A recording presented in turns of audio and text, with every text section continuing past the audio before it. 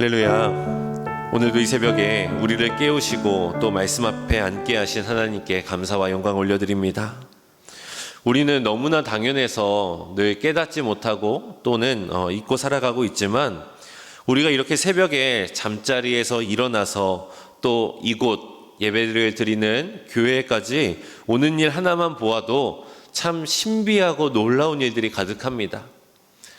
먼저 그 단잠에서 눈이 떠지고 또 귀가 시계의 알람 소리를 듣고 또 이제 침대에서 내려와 발이 바닥을 딛고 또 손이 집의 문 손잡이를 열고 우리가 밖으로 나오게 됩니다. 이처럼 우리는 너무나도 당연하게 여겼던 이 모든 우리들의 일상이 어느 한 것만으로도 어느 한 부분만으로는 결코 올 수 없는 것이죠. 눈이 아무리 밝다 할지라도 발이 없으면 예배당까지 오지를 못하고, 또 발이 아무리 튼튼해도 반대로 눈이 잘 보이지 않으면 길을 찾지 못해 오지 못하게 될 것입니다. 살아있는 몸은 서로 다른 지체가 하나가 되어 함께 움직이는 몸인 것을 우리는 너무나 잘 알고 있습니다. 그리고 오늘 본문이 우리에게 보여주는 이 교회의 신비가 바로 이것과 동일한 원리로 적용되는 것을 우리는 깨닫게 됩니다. 교회라고 하는 것은 한 건물 안에 있어서 한 몸이 아니라 하나님께서 서로 각기 다른 우리가 예수 그리스도 안에서 서로의 필요를 따라 하나님께서 묶으시고 하나님께서 한 공동체로 삼으셨기에 우리는 한 몸이라고 말할 수 있는 것입니다. 하지만 본문 속의 이 고린도 교회의 현실은 이 진리와는 너무나도 거리가 먼 모습이었습니다. 우리가 이전에 함께 나눴던 것처럼 이 당시 고린도의 모습은 상업과 문화가 매우 발달한 도시였고, 그로 인해 사람들은 출신과 또 신분과 지식, 또 말솜씨, 철학, 이런 것들을 최고의 가치로 삼으며 살아갔습니다. 그리고 또 그것들을 가진 사람들은 그것들을 놓고 서로 자랑하며 그것을 뽐내며 살아갔던 문화가 가득했던 도시였습니다. 그리고 그 문화는 당연하게 교회 안까지 자연스럽게 스며들게 되었죠. 그래서 교회 안에서도 누구에게 세례를 받았는지로 편이 갈리게 되었고, 또 어떤 지도자를 따르느냐에 따라서 분파가 갈리게 되었습니다. 더 나아가 부한 사람과 가난한 사람이 성찬의 자리에서도 나뉘게 되었고, 또 같은 은사가 아닌 다 서로 다른 은사를 가졌다 할지라도 눈에 띄는 은사를 더 영적인 것처럼, 더 귀한 은사인 것처럼 여기는 교회가 되어버렸습니다. 하나님께서 주신 은혜들이 감사의 이유가 아니라 도리어 하나님의 은혜가 비교와 경쟁의 도구가 되어버렸던 것이죠. 그래서 사도 바울은 이 교회의 문제를 단순히 그 교회 안에 있는 교인들의 성격 차이나 아니면 지도자들의 운영의 미숙으로 보지 않았습니다. 바울은 몸이 몸답게 연결되어 있지 않은 이 한 몸이 된 교회의 질병으로 그것을 해석하게 됩니다. 오늘 우리도 이 고린도 교회와 결코 다르지 않습니다. 다른 사람들의 은사를 보며 나는 왜 저 은사를 갖지 못했지?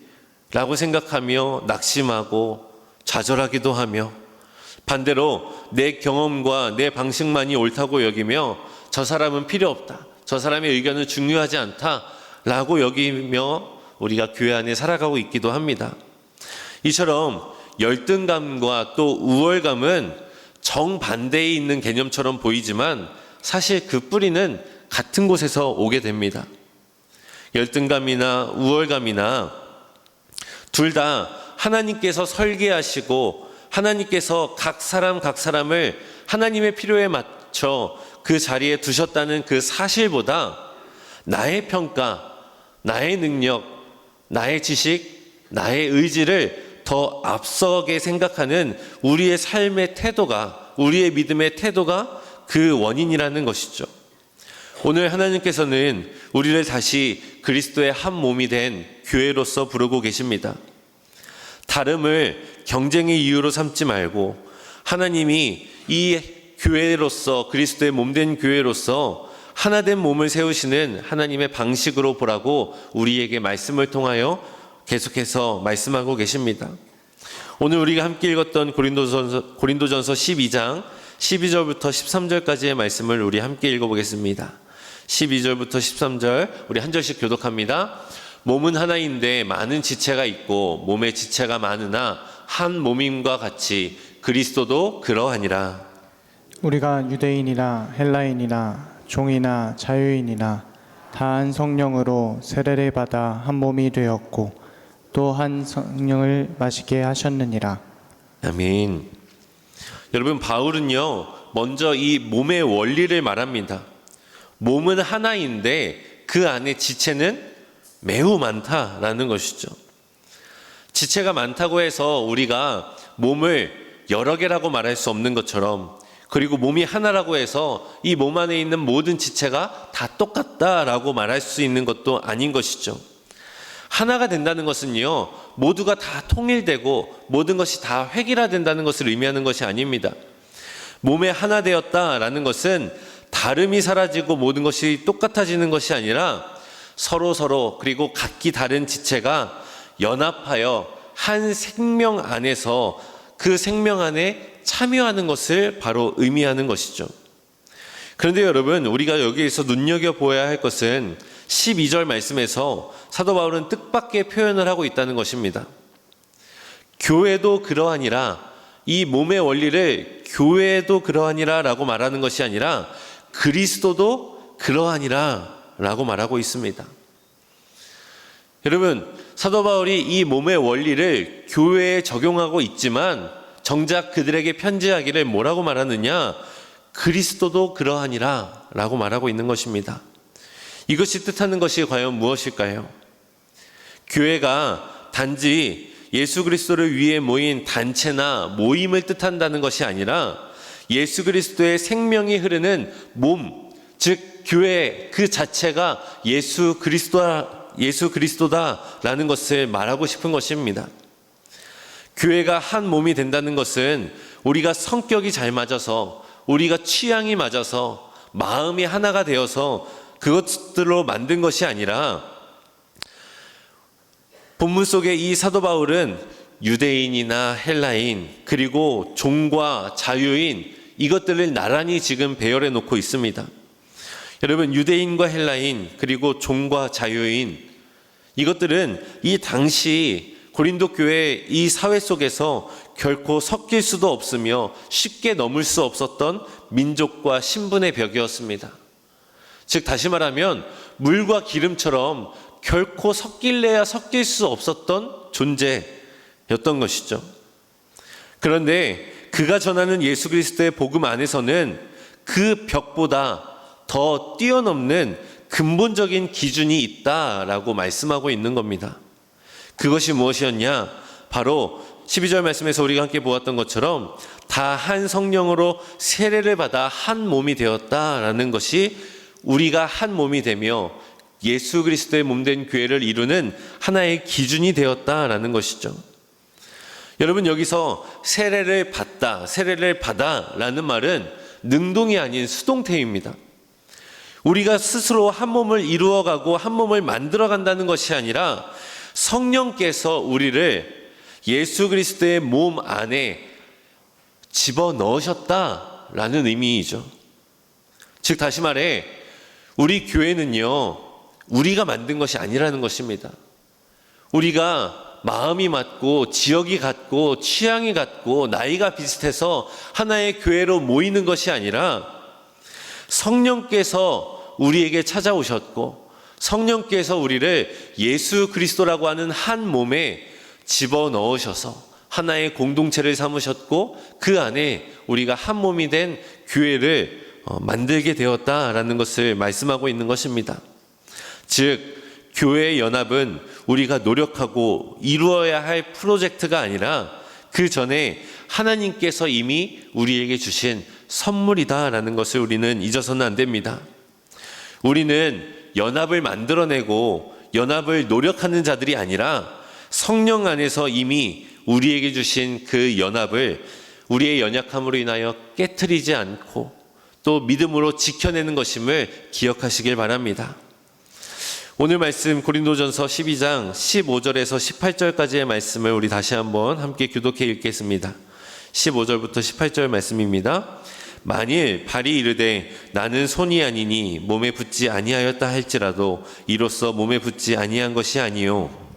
또 귀가 이르되 나는 눈이 아니니 몸에 붙지 아니하였다 할지라도 이로써 몸에 붙지 아니한 것이 아니니 만일 온 몸이 눈이면 듣는 곳은 어디며 온 몸이 듣는 곳이면 냄새 맡는 곳은 어디냐.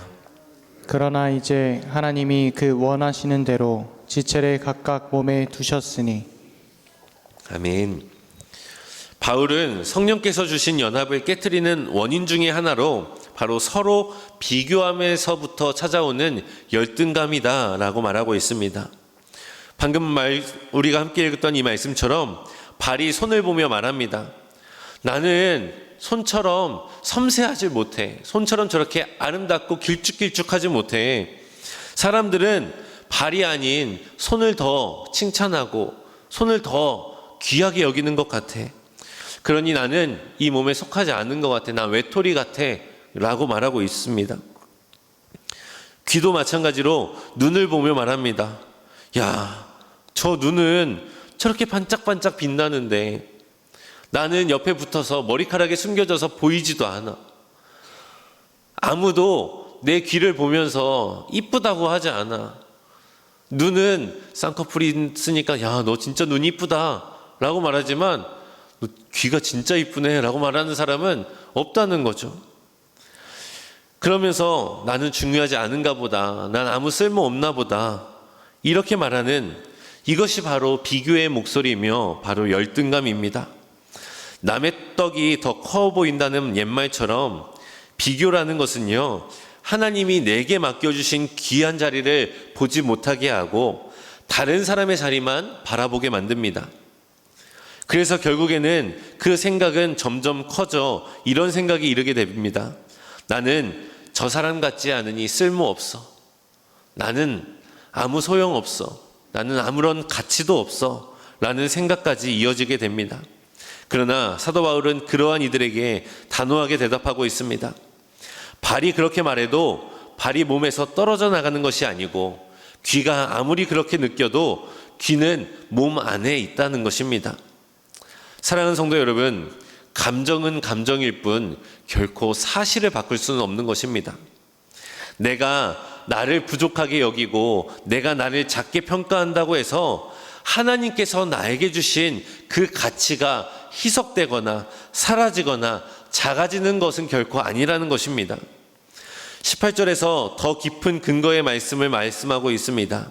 하나님이 그 원하시는 대로 지체를 각각 몸에 두셨으니. 여러분, 여기에서 중요한 것은요, 이 말씀의 주어가 누구라고요? 하나님이라는 겁니다. 내 자리가 가진 가치의 최종으로 해석할 수 있는 사람은 내가 아니라, 그리고 다른 사람이 아니라 하나님께서만이 우리를 가치 있게 여기시고 또 하나님의 마음에 원하시는 대로 우리를 그 자리 가운데에 두셨다라는 것이죠. 하나님이 두셨는데 우리가 그것을 두고 뭐라 말할 수 있는 것이 아니라는 겁니다. 하나님이 우리를 그곳에 두셨는데 그것을 두고 내가 저 자리는 가치 없어, 저 자리는 작은 곳이야 라고 말할 수 없다라는 것이죠. 은사와 역할은 우연히 생긴 것이 아니라 온전히 하나님의 주권적인 배치임을 우리는 잊어서는 안 될 줄로 믿습니다. 여러분, 어떤 사람은 말씀을 가르치고 또 어떤 사람은 뒤에서 조용히 중보합니다. 또 어떤 사람은 앞에서 사람들을 인도하고 또 어떤 사람들은 아무도 모르게 주방 한켠에서 식사를 준비하고 또 자리를 치웁니다. 어떤 사람은 아픈 이들의 말을 오랫동안 들어주고 또 어떤 사람들은 필요한 일을 앞서서 조직하고 기획합니다. 어떤 사람들은 또 말로써 위로하고 또 어떤 사람들은 손길로써 그들을 또 위로하기도 합니다. 이처럼 각자의 자리에서 드러남은 다를지라도 우리가 예수 그리스도의 몸된 교회에 그 생명 가운데에 참여한다는 점에서 우리는 그 어느 것 하나 귀하지 않다 말할 수 없는 것이죠. 오늘 이 새벽 주님 앞에서 이 비교의 질문을 내려놓기를 간절히 소망합니다. 왜 나는 저 사람처럼 못하지? 왜 나는 저 사람처럼 빛나지 않지? 이러한 질문들을 주님, 오늘 하나님께서 나를 통해 이루고자 하시는 일이 무엇입니까? 하나님의 마음대로 나를 세우신 그 자리는 과연 어디입니까? 라는 질문으로 우리의 기도가 변하게 되기를 소망합니다. 은사는 생각만 해서 발견되는 것이 아니라 섬김 가운데 발견되는 경우가 참 많습니다. 여러분, 가장 먼저 작은 일부터 우리가 주님 앞에 나아갑시다. 손이 되기보다 발이 되기를 먼저 원하고, 눈이 되기보다 귀가 되기를 먼저 바라며, 그 안에서 하나님이 나를 통해 원하시는 모습들이 무엇인지를 또 발견하고, 또 신실하게 그 자리들을 감당해낼 수 있는, 순종할 수 있는 저와 여러분들 되시기를 간절히 소망합니다. 이어서 우리가 14절부터 20절의 말씀 가운데에 열등감을 다루었다면 21절의 말씀부터는 우월감에 대해서 말하고 있습니다. 우리 21절과 22절의 말씀을 함께 읽어볼까요? 21절과 22절의 말씀 우리 교독하겠습니다. 눈이 손들어 내가 너를 쓸 데가 없다 하거나 또한 머리가 발더러 내가 너를 쓸 데가 없다 하지 못하리라. 그뿐 아니라 더 약하게 보이는 몸의 지체가 도리어 요긴하고. 아멘. 여러분, 이번에는 눈이 손에게 말합니다. 나는 보니까 너는 없어도 돼. 또 머리가 발에게 말하죠. 나는 생각할 수 있으니까 너는 필요 없어 라고 말하고 있습니다. 그런데 여러분, 눈이 아무리 보아도 손이 움직이지 않으면 아무것도 할 수가 없습니다. 또 머리가 철저하게 계획하고 생각할지라도 발이 움직이지 않으면 목적지까지 도달할 수가 없습니다. 몸에서 독립이라고 하는 것은 능력이 아닌 마비를 의미합니다. 어느 것 하나 독립되어져서 했을 때에 그것은 능력이라 말할 수 있는 것이 아니라 아무것도 할 수 없는 마비라는 것이죠. 교회 안에서도 이러한 말이 우리의 마음속에 자라날 수 있습니다. 저 사람은 별로 필요가 없는 것 같은데, 우리에게 아무런 도움이 되지 않는 것 같은데, 저 부서는 그렇게 중요하지 않은 것 같아. 저 부서보다는 우리 부서가 더 소중하지 라고 말하는 경우도 있습니다. 내 방식이 더 옳아. 우리가 이렇게 겉으로 말하진 않더라도 우리의 마음속에 이러한 생각이 들 때가 참 많이 있죠. 그리스도의 몸 안에서 어떤 지체도 함부로 불필요하다고 말할 수 있는 권한은 우리에게 없습니다. 그리고 더 놀라운 것은 바울이 더 약한 지체라고 단정하지 않고 말씀에서 더 약하게 보이는 지체다라고 말하고 있다는 것입니다. 우리가 볼 때는 더 약한 지체, 더 부족한 지체라고 말하지만 사도 바울은 더 약하게 보일 수 있는 지체라고 말한다는 것이죠. 즉, 우리의 시선은 그렇게 볼 수 있으나 그 시선이 틀릴 수도 있다라는 것을 말하고 있는 겁니다. 세상은 속도와 영향력을 우리에게 묻지만 하나님은 그것이 아니라, 결과가 아니라 그 과정을 바라보시며 한 영혼을 얼마나 귀히 여기고 서로를 얼마나 사랑으로 돌보고 있는지를 더 중요하게 보십니다. 우리가 작게 보고 부족하게 여기고 연약하다 보는 그 사람이 하나님 앞에서는 그 누구보다 더 위대하고 더 귀한 존재일 수 있다는 것이죠. 내가 불편하게 여기는 다름 가운데에 하나님께서 숨겨두신 우리가 발견하지 못한 은혜가 있을 줄로 믿습니다. 24절의 말씀에서 하나님은 몸을 고르게 하셨다라고 말씀하십니다. 부족하게 보이는 그 지체에게 더 귀한 존귀를 더하시고 몸 가운데에 분쟁이 없게 하셨다라는 것이죠. 여러분, 땅을 고르게 한다는 것은 이렇게 땅에 올라와 있는 곳과 땅이 움푹 파져 있는 곳을 고르게 평탄화한다는 의미지 않습니까? 마찬가지로 약하게 보이는 지체에게 더 세심한 보호와 존중을 베푸는 것, 그것이 바로 하나님이 원하시는 모습이며 또 하나님의 몸된 교회가 해야 될 역할이라는 것이죠. 어린아이와 노인, 또 병든 자와 또 장애가 있는 사람, 경제적으로 어려운 사람, 믿음이 흔들리는 사람, 또 관계가 서툰 사람, 그러한 사람들이 마음 놓고 머무를 수 있는 장소가 바로 교회가 되어야 된다는 것입니다. 오늘 말씀 25절과 26절의 말씀에서 이렇게 고백합니다. 몸 가운데서 분쟁이 없고 오직 여러 지체가 서로 같이 돌보게 하셨느니라. 만일 한 지체가 고통을 받으면 모든 지체가 함께 고통을 받고 한 지체가 영광을 얻으면 모든 지체가 함께 즐거워하느니라. 여러분, 하나님이 원하시는 몸의 모습은 바로 이처럼 분쟁이 아닌 돌봄입니다. 이것이 바로 하나님이 원하시는 하나님의 나라가 아니겠습니까? 돌보다라는 말은 그 사람의 형편이, 그 사람의 상황이, 그 사람의 아픔이 내 마음 안에 들어온다라는 것을 의미합니다. 우리가 그냥 피상적으로 안부만 묻고 그냥 겉으로만 위로하는 것이 아니라 그의 아픔이 나의 기도의 제목이 되고 그의 기쁨이 나의 감사의 제목이 되는 것, 그것이 바로 교회 안에 하나님이 원하시는 돌봄의 모습이라는 것이죠. 함께 고통받고 함께 즐거워한다. 이 표현에는 우리 교회가 나아가야 할 사랑의 방향이 담겨져 있습니다. 교회의 사랑은요, 그냥 긍휼히 여기고 불쌍히 여기는 것이 아니라 곁에 서서 함께 걸어가고 함께 속도를 맞추는 그 사람과 함께하는 참여를 의미한다는 것입니다.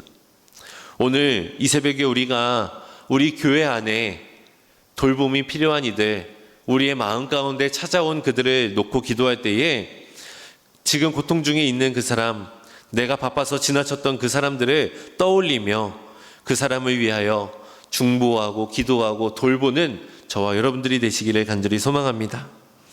마지막으로 이제 고린도 교회 전체를 향해 사도 바울은 선언하고 있습니다. 27절의 말씀에 너희는 그리스도의 몸이요 지체의 각 부분이라 라고 말합니다. 여러분, 이것은 위로이자 동시에 책임임을 말하고 있습니다. 우리는요, 혼자서 완성되는 신앙인들이 아닙니다. 그리스도의 몸 안에서 서로가 서로에게 맡겨진 지체라는 것입니다. 그래서 내 은사는, 내가 가지고 있는 능력은, 나의 달란트는 나만의 소유가 아니라 몸을 위하여 맡겨진 선물, 즉 교회를 위해 하나님이 주신 하나님의 은혜라는 것이죠. 28절의 말씀에서 사도 바울은 사도나 선지자, 교사나 또 병 고치는 것이나 서로 돕는 것이나 다스리는 것이나 각종 방언을 말하는 것, 그것을 말합니다.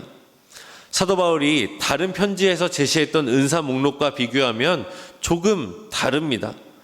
이것은 은사의 목록이 그 은사들을 통해서 계급을 나누거나 순위를 나누거나 그것을 하나하나 우리가 발굴해내야 되는 체크리스트를 말하는 것이 아니라는 것입니다. 고린도 성도들이 화려하게 여겼던, 드러나는 것으로 여겼던 그 수많은 은사들, 방언의 은사, 가장 귀하게 여겼던 그 방언의 은사를 사도 바울은 오늘 말씀에 가장 끝에 놓게 됩니다. 사도 바울은 이 은사를 없애는 것이 아니라 은사의 방향, 은사의 순서를 다시 한번 바로잡고 싶은 것이죠. 은사가 어느 은사는 귀하고 어느 은사는 천한 것이 아니라 모든 은사는 하나님 앞에 동등하다. 그 은사는 어느 것 하나 귀하고 경한 것이 아니라 모든 은사가 하나님의 몸된 교회, 예수 그리스도의 몸된 교회를 위하여 사용되어지는 똑같은 도구이다라는 것을 말하고 싶습니다. 사도 바울은 우리에게 묻습니다. 다 사도이겠느냐? 다 선지자이겠느냐? 다 교사이겠느냐? 그에 대한 대답은 아니다입니다. 모두가 같은 은사를 받아야만 성령이 충만한 것은 아닙니다. 한 성령께서 서로 각기 다른 은사를 주셨고 그 다른 은사를 통하여서 그리스도의 몸된 교회를 세워나갑니다. 그러므로 내가 가진 것을 놓고 자랑할 것도 없고 다른 사람의 은사를 보며 조롱하거나 비웃을 이유가 하나도 없습니다. 31절 말씀에서 너희는 더욱 큰 은사를 사모하라 라고 말한 뒤에 내가 또한 가장 좋은 길을 너희에게 보이리라 라고 이어서 말합니다. 여기에서 더욱 큰 은사는 나를 더욱더 돋보이게 하는 은사가 아니라 교회를 세워나가는 은사를 말합니다. 그리고 그 모든 은사가 반드시 걸어가야 할 길, 하나님께서 보여주실 가장 좋은 길은 바로 13장에 이어서 나오게 된 바로 사랑을 의미합니다. 고린도전서 13장은 우리가 흔히 말하는 사랑장이라고 여겨지는 성경의 말씀입니다. 즉 사랑은 여러 은사 중에 하나가 아니라 사랑은 모든 은사가 걸어나가야 할 최종 목적지이며 모든 은사가 바라보아야 할 방향을 우리에게 보여주는 것이죠. 사랑 없는 방언은 소음이며 사랑 없는 지식은 교만이고 사랑 없는 봉사는 자기 과시가 되어버립니다. 그래서 사랑 안에서 사용되어지는 그 은사는 영혼을 살리는 통로가 되는 줄을 믿으시길 바랍니다. 사랑하는 성도 여러분, 우리가 각기 다른 은사를 받고 각기 다른 자리에서 하나님께 쓰임받고 있습니다. 주방에서 봉사를 하나, 화장실에 청소를 하나, 또 기도를 맡거나 아니면 인도자를 맡거나 각기 우리는 다른 모습으로 주님의 몸된 교회를 세워나가고 있지만 여러분, 그 안에 가장 중요한 것은 사랑이 있는가라는 것입니다. 우리 안에 사랑이 있다면 서로 경쟁할 이유도, 내가 그것들로 인하여 열등감을 가질 이유도, 그리고 연약한 자들을 바라보며 그들에게 긍휼한 마음과 또 돌봄의 마음을 품는 것도 다 모든 것은 사랑으로 이루어진다는 것을 믿으시길 바랍니다. 오늘 주님께서 말씀을 통하여 우리에게 주시는 이 진리들을 우리가 오늘 붙들며 우리가 함께 기도할 때에 결단하기를 소망합니다. 먼저는 비교를 멈추고 또 낙심을 멈추고 또 교만을 내려놓읍시다. 그리고 하나님께서 나에게 맡겨주신 그 자리를 소중히 여기며 그 자리 가운데 순종함으로 나아갑시다.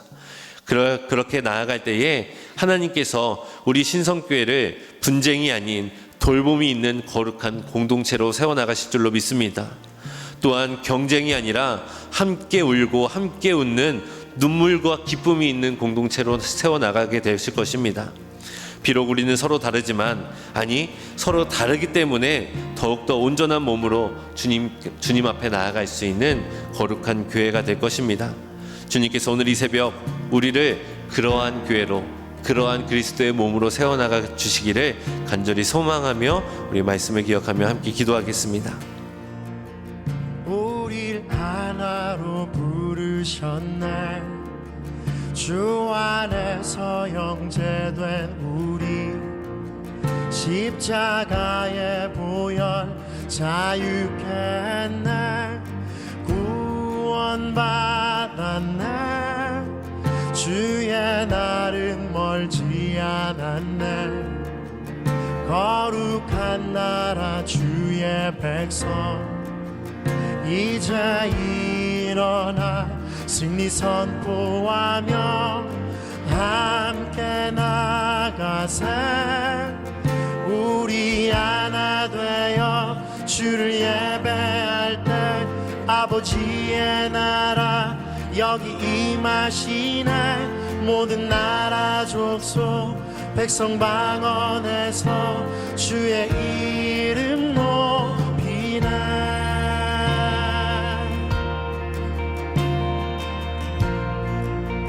우릴 하나로 부르셨네. 우릴 하나로 부르셨네.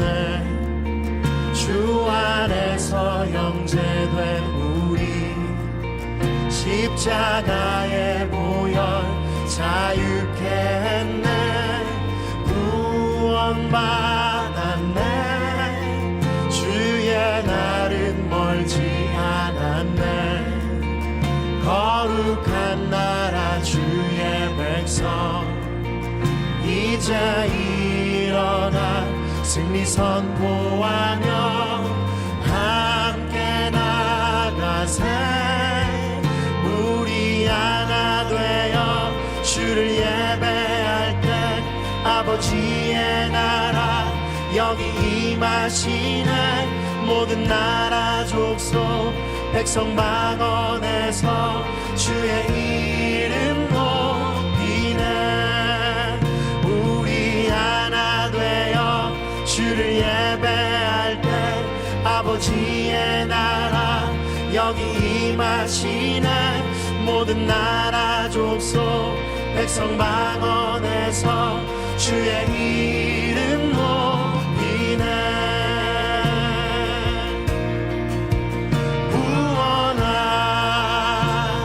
구원하심이 보좌에 앉으신 우리 하나님과 어린 양께 있도다.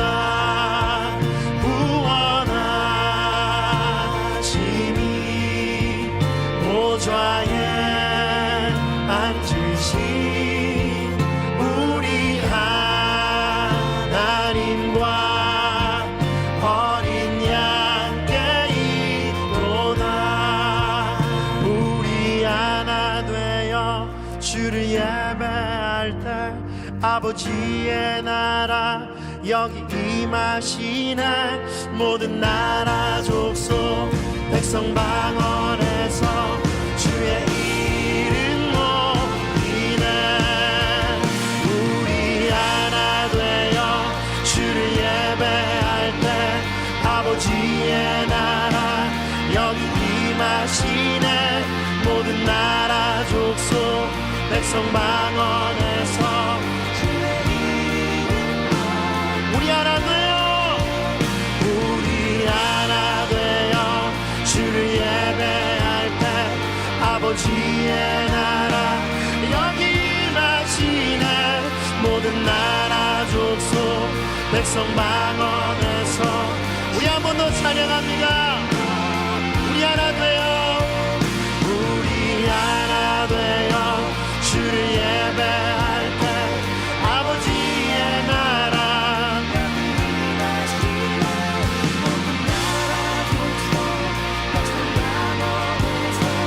주의 이름 구원하심이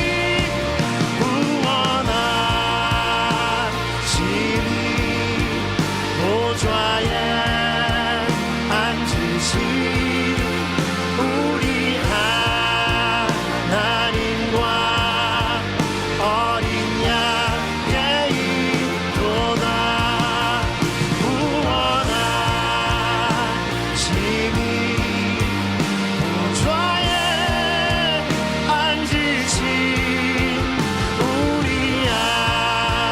하나님과 우리 있는 자리에서 한 번 더 찬양합니다. 원하심이